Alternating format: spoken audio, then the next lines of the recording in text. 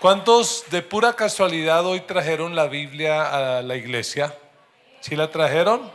Muy bien, espero que la tenga en el celular, en el papel, donde sea, para recibir la palabra de Dios.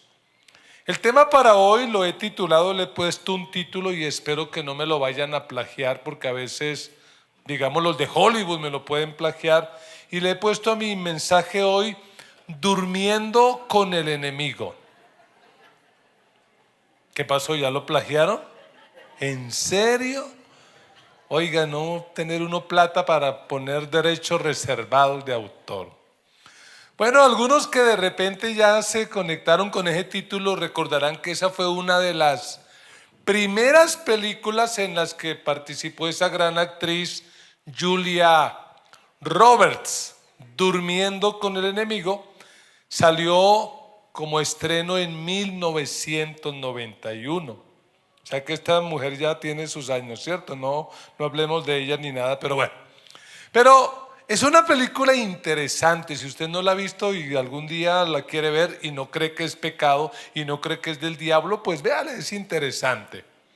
Pero esa película cuenta la historia de una pareja, Laura y Martin, que luego de 4 años de casados, donde la gente los veía como la pareja perfecta, ¿cierto? Porque hay parejas así que de puertas para afuera, ¿cómo se muestran? ¡Ay, qué pareja tan linda! ¡Ay, qué envidia! Pero de puertas para adentro, vaya uno a saber.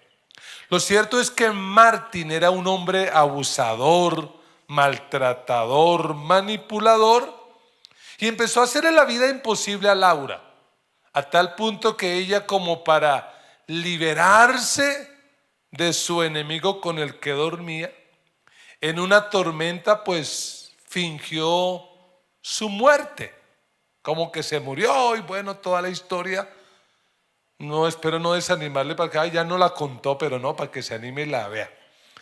Lo cierto es que el tipo se da cuenta de que ella le mintió. Él descubre cosas y dice: wow. Y el hombre se pone en la cacería de buscarla para poder matarla. Al final, la última escena, les cuento para que se anime. La última escena, usted ve a Laura con una pistola en la mano y el teléfono en la otra, llamando a la policía. ¿Qué está diciendo? Mire, señores de la policía, aquí hay un hombre extraño, un hombre que me quiere hacer daño. ¿Y cómo termina? Le da 3 balazos. ¡Pa, pa, pa! Y de esa manera se liberó de su enemigo. Ok, pastor, ¿y eso qué tiene que ver con la Biblia? Nosotros queriendo salir del mundo y usted animándonos a entrar al mundo. Bueno, les he contado esa historia porque hoy voy a hablar de un enemigo que como cristianos tenemos. Y sospecho que es un enemigo con el que vamos a tener que dormir por el resto de la vida. Durmiendo con el enemigo. De hecho, hay que aclarar que como cristianos tenemos 3 enemigos, pero fuertísimos. Uno de ellos no necesita presentación, es Satanás, el diablo, el enemigo de nuestras almas por excelencia. El otro enemigo es el que la Biblia llama el mundo, que no es este planeta ni es la humanidad. El mundo es el sistema lleno de ideologías y de antivalores que están en contra de Dios y de su diseño original, el mundo. Y otro enemigo del que les voy a hablar hoy, la Biblia lo llama la vieja naturaleza, el viejo hombre o la naturaleza pecaminosa. Un enemigo con el que nos va a tocar dormir por el resto de la vida. Por eso así se llama, durmiendo con el enemigo. Abra su Biblia en la carta de Pablo a los Romanos, capítulo 7, versículo 14. Romanos 7, 14. Leo para ustedes en la Nueva Versión Internacional. ¿Estamos listos todos para leer? Dice la palabra de Dios así, si puede léalo en voz audible. Para eso fue escrita la Biblia, para leerla en voz audible. Sabemos, en efecto, que la ley es espiritual, no los oigo, pero yo soy meramente humano y estoy vendido como esclavo al pecado. No entiendo lo que me pasa, pues no hago lo que quiero, sino lo que aborrezco. Ahora bien, si hago lo que no quiero, estoy de acuerdo en que la ley es buena. Pero en ese caso, ya no soy yo quien lo lleva a cabo, sino el pecado que habita en mí. Yo sé que en mí, es decir, en mi naturaleza pecaminosa, nada bueno habita. Aunque deseo hacer lo bueno, no soy capaz de hacerlo. De hecho, no hago el bien que quiero, sino el mal que no quiero. Y si hago lo que no quiero, ya no soy yo quien lo hace, sino el pecado que habita en mí. Así que descubro esta ley, que cuando quiero hacer el bien, me acompaña el mal. Porque en lo íntimo de mi ser me deleito en la ley de Dios, pero me doy cuenta que en los miembros de mi cuerpo hay otra ley. ¿Cuál es esa ley? La ley del pecado. Esta ley lucha contra la ley de mi mente y me tiene cautivo. Soy un pobre miserable. ¿Quién me librará de este cuerpo mortal? Gracias a Dios por medio de Jesucristo, nuestro Señor. En conclusión, con la mente yo mismo me someto a la ley de Dios, pero mi naturaleza pecaminosa está sujeta a la ley del pecado. Amén y amén. Dígalo bien animado y bien convencido. Tenemos que derrotar nuestro enemigo. Una vez más, 1, 2, 3. Tenemos que derrotar nuestro enemigo. ¿Cuál es el enemigo? La naturaleza pecaminosa. El pecado es el fruto de la naturaleza pecaminosa. Pero ¿cuál es el enemigo a derrotar? La naturaleza pecaminosa. Y yo quiero compartirle 3 decisiones que usted y yo debemos tomar si es que queremos derrotar a ese enemigo. ¿Cuántos queremos derrotar a ese enemigo? ¿Cuántos decimos, ok, lo vamos a derrotar sea como sea? Entonces, 3 decisiones. Decisión número 1. Derrotar a nuestro enemigo en primer lugar implica reconocer nuestra lucha. Es lo primero que tenemos que hacer, reconocer nuestra lucha. Y si usted leyó el texto bíblico y le puso atención, usted lo que nota en las palabras de Pablo es una lucha, ¿cierto? Porque ¿qué dice Pablo? ¿Te parece Pablo a nosotros o nosotros a Pablo? ¿Qué dice Pablo? Ay, yo tengo un problema. ¿Cuál es el problema, Pablo? Que quiero hacer lo bueno y no lo hago. Termino haciendo lo malo. Yo sé que debo hacerlo. ¿A cuántos les identifica eso? ¿Cuántos que ahora conocen al Señor de repente? Si supongamos usted dice, ¿cuántos conducen aquí? Levanten las manos que conducen. Usted dice una mañana, no, Señor, soy tu hijo, te amo, te adoro, Señor. Hoy voy a ser diferente, hoy no voy a reaccionar mal, Señor. Y usted ora, prende el carro, pone música cristiana. Guíanos por favor, buen pastor,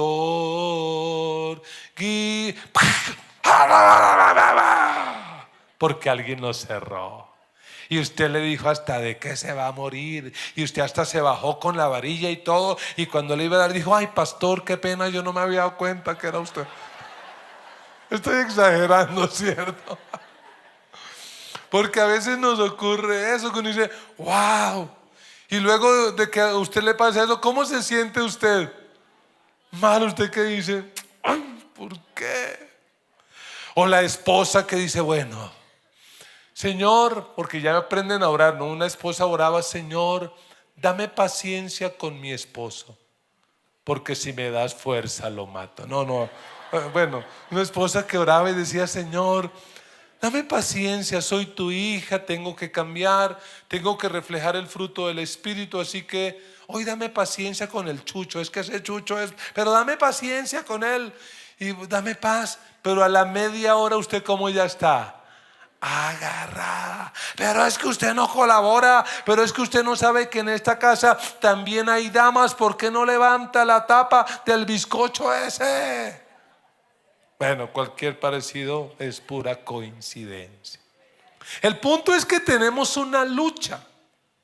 ¿Y desde cuándo tenemos nosotros esa lucha? ¿Desde cuándo pecamos y ya no nos sentimos bien? ¿Recuerda cuando usted no era cristiano? ¿Usted pecaba, sí o no? ¿Y cómo se sentía? ¿Mal? Usted hasta chicaneaba, ¿cierto? Usted que decía, uy no, el 31 de diciembre, uy, me pegué una borrachera, 35 botellas de aguardiente. Y me agarré con este y le rompí la nariz a este y aquello. Oiga, y tuve tantas viejas y como que usted chicaneaba. Como que no le daba nada. Antes como que ojalá le den pedal para eso. Pero ahora como cristiano, usted comete un error, peca y usted ¿cómo se siente? Y terminamos como Pablo. ¿Por qué? Si yo quiero hacer lo bueno y no lo hago, ¿qué pasó? Que el día que usted le entregó su vida a Jesucristo, levanten la mano los que ya tomaron esa linda decisión. El día que usted le entregó su vida a Cristo, ese día usted recibió una nueva naturaleza, que es una naturaleza espiritual. Porque antes de eso en usted solo había una naturaleza y era la naturaleza pecaminosa. Pero ahora por la obra del Espíritu, porque cuando uno recibe a Cristo, quien viene a morar dentro de uno es el Espíritu Santo. Y hoy domingo, este domingo en todo el mundo se celebra el día del Espíritu Santo, el día del Pentecostés. Y celebramos que el Espíritu Santo vino a nuestra vida. Y aunque seguimos pecando, hay un problema, y es que ahora no disfrutamos cuando pecamos, sino que nos sentimos mal. ¿Qué tenemos ahí? Una lucha. Algunos cristianos a veces me dicen, pastor, esto es muy charro, yo antes de ser cristiano yo pecaba y me sentía bien, ahora no, ahora me siento mal, me siento incómodo. Y yo les digo, no se preocupe por eso. Eso es lo normal. Preocúpese si usted después de supuestamente conocer a Cristo sigue pecando y no siente. Eso sí, preocúpese, porque eso sería la evidencia de que tal vez usted no ha nacido de nuevo y usted tal vez no se ha convertido. Pero si usted realmente se convirtió, ¿qué tiene dentro de usted? Una lucha. Y es una lucha que a veces se torna medio frustrante, medio harta, medio aburridora. Es una lucha que si nosotros no la enfrentamos sabiamente, ¿qué puede pasar? Que en algún momento determinado alguna persona diga, ¿sabe qué? Yo no sirvo para esto y me aparto de Dios. Ey, no hagas eso. Aunque tengas que dormir por el resto de la vida con tu enemigo, escúchame, porque esto te conviene. Tienes que vencer a tu enemigo. Y lo primero que tienes que ser consciente es hay una lucha. ¿Y por qué hay una lucha? Porque dentro de ti, dentro de mí, que queremos agradar a Dios. ¿Cuántos queremos agradar a Dios? Hay dos naturalezas. Esas dos naturalezas, ¿cómo viven? Agarradas. Mire cómo lo dice Pablo en otro texto, por allá en Gálatas 5:17. Pablo dice, hablando de la naturaleza pecaminosa, porque esta, o sea, la naturaleza pecaminosa, desea lo que es contrario al espíritu, y el espíritu desea lo que es contrario a ella. ¿Qué más dice? Los dos se oponen entre sí, de modo que ustedes no pueden hacer lo que quieren. Son dos naturalezas que se parecen a algunos matrimonios que yo conozco. Viven en el mismo lugar, pero ni se hablan. La carne, la naturaleza pecaminosa y el espíritu ni se hablan. Es una lucha tenaz. Se lo quiero explicar con 3 términos que, aunque son muy teológicos, espero explicarlos de la manera más simple que usted lo entienda. Cuando usted y yo le entregamos nuestra vida a Cristo, en nosotros se produjo lo que los expertos llaman la justificación. Grabe esa palabra, escríbala si toma apuntes. ¿Qué es la justificación? Que por usted haber creído en Cristo, creer que Jesús es el único Mesías, que no hay otro, y por haberle entregado su vida a Cristo, por haberle pedido perdón, Dios lo ve como si usted nunca hubiera pecado. Delante de los ojos de Dios, usted es visto como inocente. No están tan convencidos, ¿cierto? Porque en el fondo usted que dice, no, yo soy culpable. Pero es que mira, usted es inocente, yo soy inocente no por lo que hicimos, sino porque creímos en lo que Cristo Jesús hizo en la cruz del Calvario por nosotros. Somos inocentes no por lo que hacemos, por lo que Él hizo, porque decidimos creer en Él. Ese día, el día de la justificación, que fue cuando te convertiste, ¿te acuerdas de ese día? Algunos probablemente llorando, otros con preocupación. ¿Qué estoy pasando? Si yo dije que jamás sería evangélico, y yo qué hago aquí haciendo esta oración. Pero empezaste una vida nueva. Ese fue un evento. Ese día el Señor, óyelo, te liberó de la paga del pecado. ¿Y cuál es la paga del pecado? La muerte. Ese día fuiste justificado. Y hoy, si hoy murieras, vas directo al cielo. Bueno, como 5 están convencidos. Si hoy murieras, vas directo al cielo. Porque ¿qué eres delante de Dios? Justificado. ¿Cómo te ve Dios? Inocente. Porque ¿qué ve Dios cuando te ve a ti? No te ve a ti, ¿a quién ve? A Cristo. Eres justificado. Pero todavía, ¿qué tienes por allá adentro? Esa bendita naturaleza pecaminosa. ¿Qué la ves? Ahora, como cristianos estamos esperando, y ahora que tomábamos la cena del Señor, esperamos el regreso de Cristo. Y cuando Cristo regrese en nosotros, seguidores suyos, se producirá algo que teológicamente se conoce como la glorificación. Seremos transformados. En un abrir y cerrar de ojos seremos glorificados. O si Cristo no viene antes, ¿cuándo vas a ser glorificado? Cuando te mueras. ¿Y ahí qué va a ocurrir? Me devuelvo. Examen. En la justificación somos libres ¿de qué? ¿Del pecado? Yo no dije eso. Somos libres de la paga del pecado. Si fuéramos libres del pecado, no estaríamos aquí predicando, porque ya fuimos libres. Fuimos libres de la paga. En la glorificación seremos libres, oído, de la presencia del pecado. Es decir, ¿nos va a afectar el pecado? No, ya nunca más. Porque ya no estará la presencia del pecado en nosotros. ¿Cuántos se alegran por eso? Pero ¿cuál es el bendito problema? Que entre la justificación y la glorificación tenemos que luchar con algo que los teólogos llaman la santificación. Y la santificación no es un suceso. La justificación sí. La glorificación también. Pero ¿qué es la santificación? Es un proceso. ¿Y cuánto va a durar ese proceso? Recuérdele al vecino, ¿cuánto va a durar el proceso? Toda la vida durmiendo con el enemigo. Y en ese proceso, ¿cuál es el propósito? Examen. En la justificación fuimos libres ¿de qué? Muy bien, de la paga del pecado. En la glorificación seremos libres ¿de qué?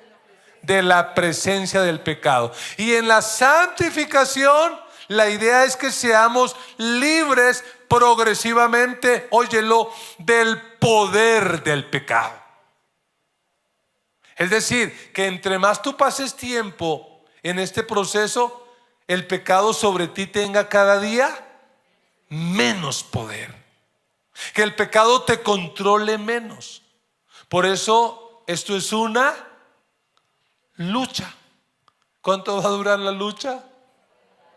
Toda la vida. Cuando usted como cristiano entiende eso, usted se va a liberar. ¿Cuántos dan gloria a Dios por eso?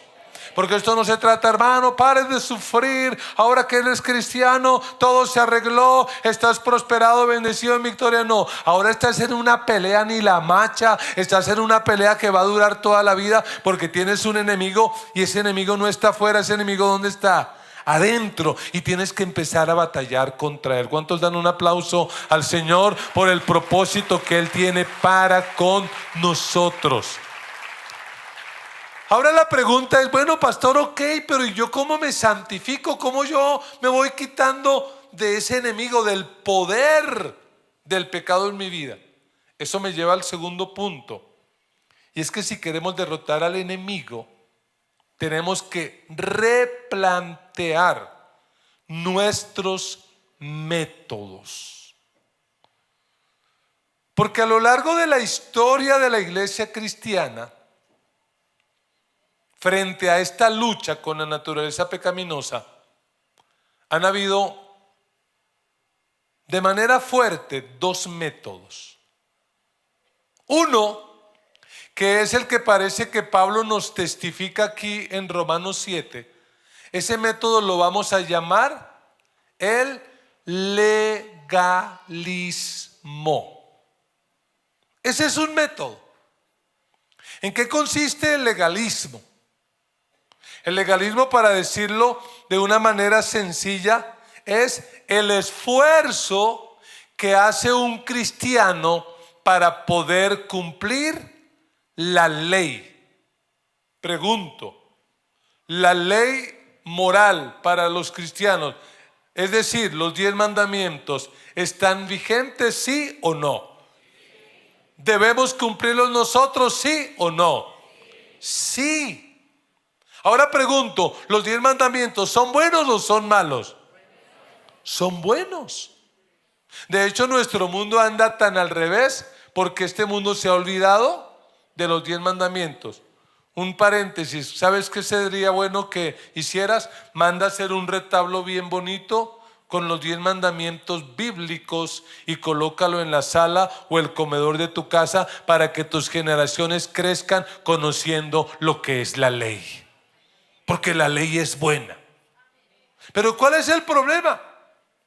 El problema es que Pablo, ¿qué dice? Yo trato de cumplirla y no puedo. Porque escúchame, la ley tiene un poder. La ley sirve para mostrar el pecado. Pero la ley no nos libera del pecado. Ejemplo,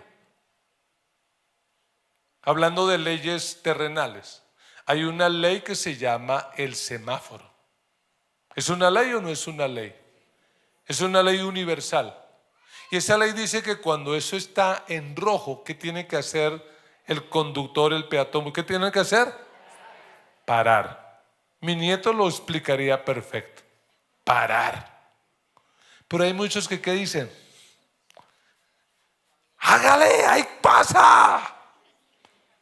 Y si no, pues salga aquí a la avenida, aquí detrásito de la iglesia y se lo va a comprobar, ¿cierto?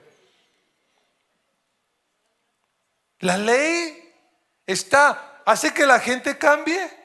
No. ¿Es buena o no es buena? Cuando se daña ese semáforo, ¿qué ocurre? Qué caos, ¿cierto? La otra vez casi una hora solo atravesando este poquito para llegar al templo. Un caos. Pero la ley solo muestra el pecado. La ley se parece a esos exámenes de diagnóstico que usted toma en el médico. Usted va a un examen y ese examen, ¿qué le dice? Tienes tal enfermedad. ¿Pero ese examen te cura? No. ¿Pero para qué sirve? Para mostrar que hay un problema. Para eso es la ley. Usted y yo no sabíamos que robar, que matar, que eso era malo hasta que no conocimos la ley. Pero mire lo que hace la ley. Por eso el legalismo no funciona. La ley, además de que muestra el pecado, la ley pareciera que incitara al pecado. Acordémonos de Adán y Eva. Dios los crea y los coloca en el paraíso. ¿Y qué hay en el paraíso? De todo. Y uno se puede imaginar los primeros días, meses, quizá años en el paraíso. ¿Qué pueden comer ellos? De todo. Pero un día Dios le da por establecer una ley. ¿Y cuál es la ley? Hey, vengan. ¿Ven todo lo que está allá? Sigan comiendo. Pero de ese árbol no comen. ¿Y qué les produjo eso a ellos? ¿Qué tendrá ese árbol? Y usted sabe que eso le produjo una presión tan fuerte que terminaron. Mire, se lo coloco en un ejemplo casero. Nunca le diga a un niño pequeño: ojo, nunca se le ocurra meterse un frijol en la nariz. Porque cuando usted lo diga, ¿qué le dio a ese niño? Una idea. Ay, ¿qué pasará con eso, ¿cierto? Oh, mi papá dijo que no. ¡Ja! ¿No le ha ocurrido que lo que usted más prohíbe en la casa? Me voy para la calle, ahí en la nevera dejo ese helado. Ese helado es para la fiesta del niño el próximo domingo. No me tocan ese helado. Y usted, ¿qué dice? Oh, wow. Ahí está. Porque esa es la naturaleza nuestra. Ahora pregunto, ¿la ley es buena o es mala? ¿Dónde está el problema? El problema no está en la ley. ¿De dónde está el problema? En mi naturaleza pecaminosa. Conclusión: ¿el legalismo nos ayuda a combatir la naturaleza pecaminosa? No. Por eso usted va a encontrar personas de comunidades donde ¿qué le dicen a la gente? No se peine, no se maquille, no se ponga pantalones, eso se va a ir para el infierno. No tome tinto, no coma rellena, no coma chicharrón, que se van a condenar. Hey, esas no son normas. Los 10 mandamientos son los 10 mandamientos y los otros son normas. Pero la gente, ¿qué hace? Lo hace porque ¿qué es lo que pretende? Voy a agradar a Dios. Entonces las hermanas, y con respeto lo digo, dicen: no, es que una hermana con el pelo largo agrada más a Dios. Puro cuento. Puro cuento. ¿De qué le sirve tener el pelo largo si tiene la lengua más larga? Yo creo que debería de cortarse, si no lo uno, por lo menos lo otro. Recortar esa lengua. Y cuando la gente es legalista, pues el legalismo lo que lleva a la gente es como aparentar y decir: yo soy mejor que tú. Yo estoy seguro que algunas comunidades de por aquí, cuando ven a las hermanas de la Gran Comisión todas pintorreteadas y con jeans y eso, ¿qué les van a decir? Cristianas, no tienen nada. No, es que lo que el Señor mira no es la apariencia, lo que el Señor mira es el corazón. Y agradamos a Dios sencillamente porque vivimos para sus planes y para sus propósitos. ¿Sí, amén? ¿Cuál es el otro método que a lo largo de la historia se ha vivido? El otro extremo se llama libertinaje. Son aquellos que pretenden ser cristianos y que dicen: no, ya somos salvos. Y en teología católica, ¿qué dicen los católicos? El que peca y reza, eso Dios perdona. Vaya, disfrute, usted se arrepiente y ya. Ey. El apóstol Pablo en el capítulo 6 dice que no, que esa no puede ser nuestra actitud. Porque eso lo que está mostrando es que estás esclavo por esa naturaleza pecaminosa. Pero hay muchos que optan por eso, que optan por el libertinaje. Finalmente, con tal de que el pastor no se dé cuenta, yo no me daré cuenta, pero Dios sí se da cuenta. Y el libertinaje te va a dañar. Puede ser que Dios perdone el pecado, pero las consecuencias van a quedar. ¿Cuál es entonces el método más conveniente? Porque si usted leyó, Pablo llegó a un estado de frustración que ¿qué dijo? Miserable de mí. La opción no es legalismo. La opción no es libertinaje. La opción es la libertad. La Biblia dice: conoceremos la verdad y la verdad nos hará libres. Si el Hijo nos libertare, seremos verdaderamente libres. La opción es libertad. Pero entonces la pregunta es: ¿y cómo lo logramos? ¿Cómo podemos ser libres? Mira el versículo 24, cuando Pablo toca fondo. Cuando Pablo llega a ese extremo, ¿y qué dice? La NBI dice: soy un pobre miserable. La Reina Valera dice: miserable de mí. ¿Quién me librará de qué? De este cuerpo de muerte. Cuando uno lee ese texto, la impresión que da es como que Pablo, ¿qué dice? Esto me quedó, no pude. Porque tal vez Pablo, cuando recibe a Cristo, lo conoce camino a Damasco y empieza, tal vez, me imagino yo, tal vez equivocadamente queriendo ser legalista, porque él venía de ser fariseo. Entonces dice: yo tengo que cumplir la ley, pero ¿qué se da cuenta? No puedo. Me queda grande, ya conozco a Cristo, pero no puedo. Se parece a las luchas nuestras, ¿cierto? ¿Cómo dejo ese cigarrillo? Yo termino de fumarme ese cigarrillo y me siento, ¿cómo me siento? ¿Cómo dijo Pablo? Miserable de mí. Yo que me propongo y digo: no me voy a dejar llevar de la ira. Pero después de que exploto y ya me calmo, ¿qué digo? ¿Por qué lo hice? ¿Por qué no me controlé? ¿Sabe? Me parece a mí que llegar al punto que llegó Pablo es el mejor punto al que podemos llegar. Porque cuando Pablo dice miserable de mí, lo que está diciendo es: renuncio a seguir haciendo las cosas en mi fuerza. Y esa es la tercera decisión. Si queremos vencer a nuestro enemigo, tenemos que rendirnos al Espíritu Santo de Dios. Tenemos que llegar a un punto donde decimos: no, en mis fuerzas yo no puedo, en mis pasos yo no puedo, jamás lo voy a lograr. Así que, ¿qué digo yo? Me rindo a ti. Y tal vez debe ser lo más importante. Cuando usted como cristiano, después de intentarlo, lleve 1 año, 10 años, 20 años, ¿qué dice? Me rindo, ya no puedo. Porque es que grábate esto en la cabeza: en tus fuerzas tú nunca podrás cambiar. Un día alguien me dijo: pastor, llevo años en tu iglesia y yo me he dado cuenta que ser cristiano es muy difícil. Y yo le dije: te equivocas. No, ser cristiano no es difícil. Ser cristiano es imposible.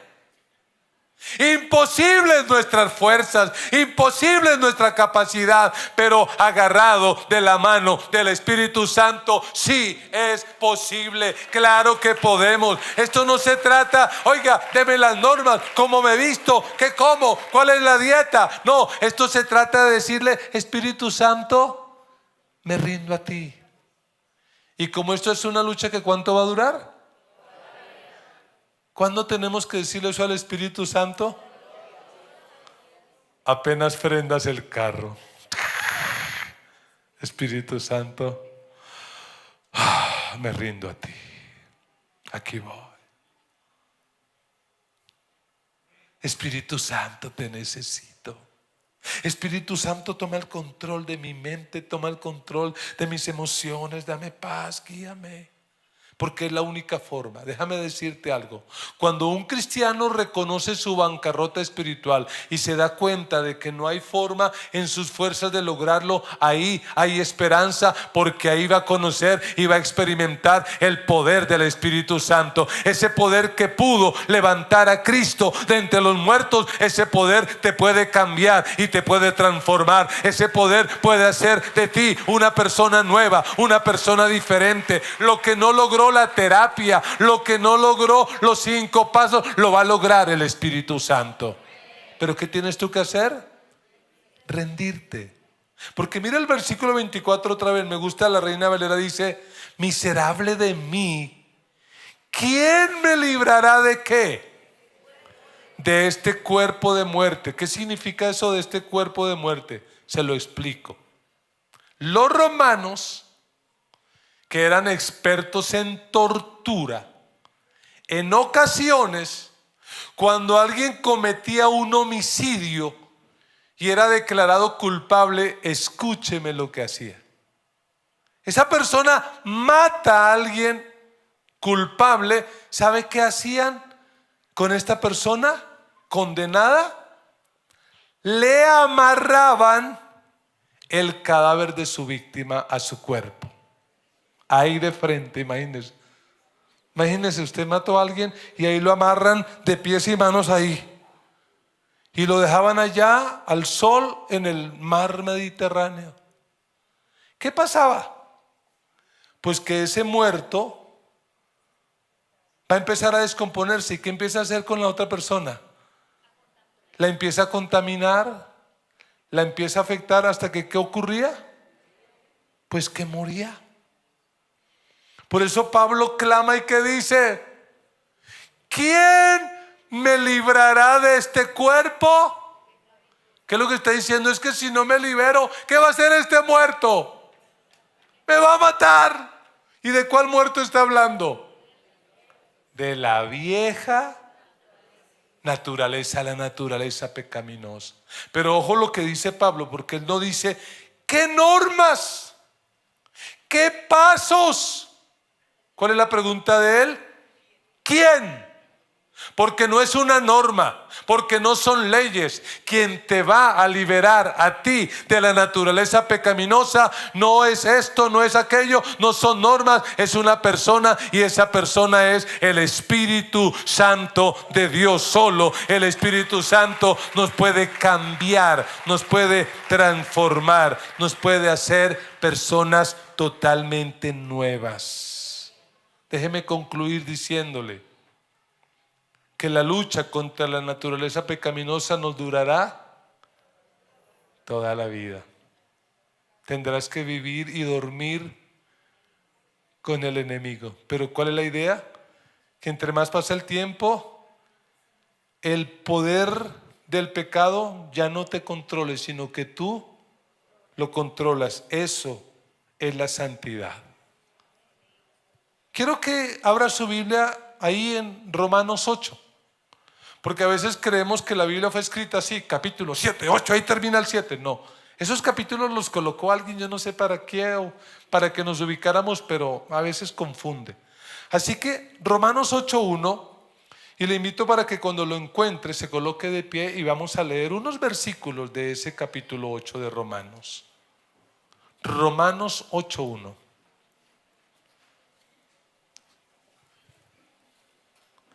Léalo conmigo, dice: por lo tanto, ya no hay ninguna condenación para ¿quién? Para los que están unidos a Cristo Jesús. Pues por medio de Él, la ley del Espíritu de vida, ¿de qué me liberó? De la ley del pecado y de la muerte. En efecto, la ley moral, no pudo liberarnos, porque la naturaleza pecaminosa anuló su poder. Por eso Dios envió a su propio Hijo en condición semejante a nuestra condición de pecadores, para que se ofreciera en sacrificio por el pecado. Así condenó Dios al pecado en la naturaleza humana, a fin de que las justas demandas de la ley se cumplieran en nosotros. ¿Qué más dice? Que no vivimos según la naturaleza pecaminosa, sino según el Espíritu. Los que viven conforme a la naturaleza pecaminosa fijan la mente en los deseos de tal naturaleza. En cambio, los que viven conforme al Espíritu fijan la mente en los deseos del Espíritu. Lea conmigo el 6. La mentalidad pecaminosa es muerte, mientras que la mentalidad que proviene del Espíritu es vida y es paz. Solo el Espíritu Santo de Dios nos puede liberar de esa naturaleza pecaminosa. En tus fuerzas, ¿sabes cuándo lo vas a lograr? Nunca. ¿Qué tenemos que hacer? Rendirnos al Espíritu Santo de Dios. No hay otra forma. Y yo no sé en esta mañana con qué estarás batallando. Una adicción, un vicio, un pecado, un mal hábito, con la ira, con la depresión, con la ansiedad. ¿Con qué estás batallando? ¿Y qué has hecho para liberarte de eso? ¿Y cómo te ha ido? ¿Cuál es la única opción? Rendirse al Espíritu Santo de Dios, para que podamos decir como Pablo: no hay ninguna condenación. Graba esta frase en tu corazón. Para la naturaleza pecaminosa destruir, al Espíritu Santo nos debemos rendir.